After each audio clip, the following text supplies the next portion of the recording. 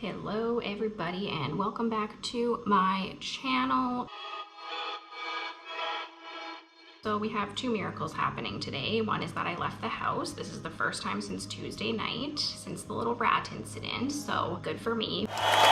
We also went to the dreaded grocery store, so also good for me. Actually, I guess that's three miracles now. I also have all the ingredients for what I'm baking today. So, wow, happy Friday, everybody. Today I'm gonna be making some cookies, which I think are going to be pretty harmless. I've made lots of cookies in my life, and I'm making them because I am going to make them for Sean for Valentine's Day, because last year I made him cookies, and so this year I'm gonna make him cookies too. I'm not huge on Valentine's Day, not a big thing for me, but I like sentimental stuff and tradition, so I thought this will be good. Anyways, long intro.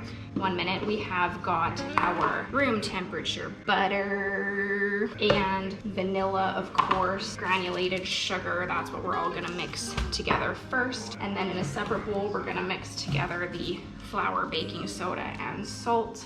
Mix it all together with some chocolate chips and then bake them. I'm a little bit concerned because I made banana bread the other day and it totally burnt. I don't know what's going on with this oven. As you all know, I would think if you're new here, you don't know, but I have a toaster oven and sometimes the settings get a little weird, and this banana bread, honestly, I had a 3-hour meltdown about the banana bread. It was still edible, but the outside was just super crunchy. I like burnt stuff, but Sean wasn't like huge on the burnt stuff, and I can't blame him, 100%. Anyways, so I was thinking, as I was like, you know, as I decided I would make Sean these cookies today, and was thinking back to Valentine's Day last year, and the day after Valentine's Day, I was going to fly down to Phoenix to visit one of my best friends from high school.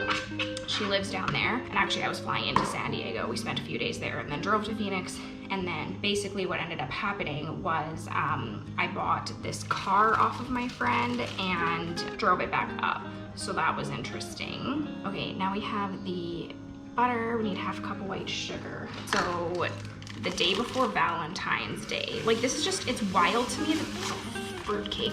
Just dropped some of the sugar on the counter, but good news is I literally just wiped this down, so we're all good. It's just wild to me that less than a year ago, life was 100% normal. Everything was normal. Like it feels like it was 3 years ago that there was any kind of sense of normalcy. And like, I'm not all about this whole new normal phrase. Not a fan. It's an oxymoron, so bad right away just irks me a lot. But yeah, just to think like, so the Sunday I flew from Edmonton to San Diego, and I didn't have a mask, I didn't have a COVID test. There was talk of COVID back then. People were like, you know, whispering about it, but nothing major. But alas, here we are.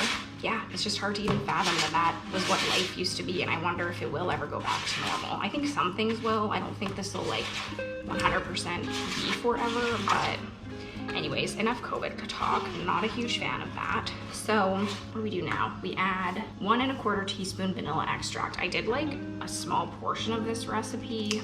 Again, I can't help but like mess with the recipe a little bit. I think we all know that by now. Again, if you're new here, this is how we roll. Teaspoon. I can't remember what I was talking about, to be perfectly honest with you. I'm also just sincerely hoping that my GoPro doesn't lose my footage again, because this has happened now like twice where there's been some footage missing. And of course yesterday when I was looking for the lost rat footage, I found the lost macaroni pie footage.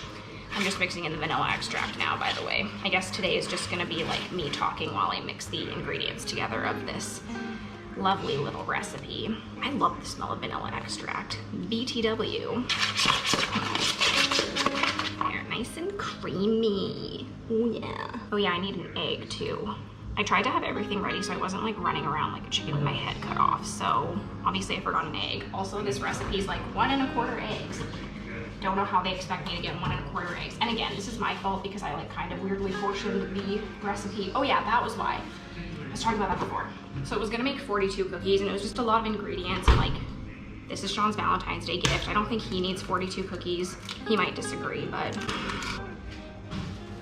All right, we've got the egg in there now, which means I will mix together the dry ingredients, 1.5 cup of all-purpose flour.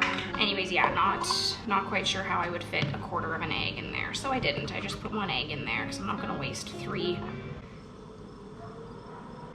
of an egg on account of that. The baking soda in here, we need 3/4 of a teaspoon? 3/4 teaspoon baking soda. Anyways, yeah, so like not super big on like Valentine's Day in general. Like obviously up in North America, it's very commercialized. I'm noticing here it doesn't really seem to be that way. And 1/4 teaspoon of salt. And we will mix that together, and then I will gradually add that to the other stuff. We got the flour. I remember learning in cooking class in junior high to gradually add the flour, and that makes the dough a lot smoother. I could never figure out how cookies ended up so soft and smooth, and apparently that's how.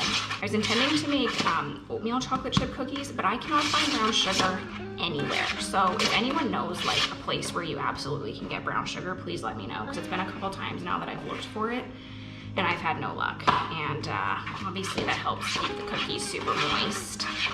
And I use it in other cooking as well. There's this really good Korean beef recipe I make. That will have to be another time. See, look how smooth that is. Oh. That's like half the flour in now, I think, maybe just over half. I have flour all over my GoPro. It's also saying I have 3 minutes of battery left, so I'm gonna try to be quick. Or not battery, sorry, memory.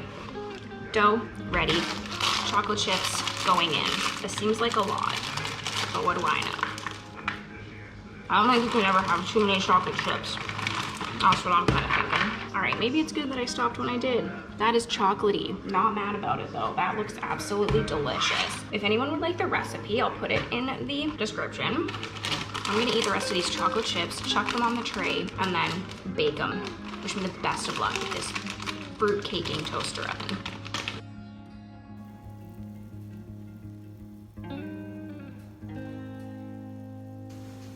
These smell incredible.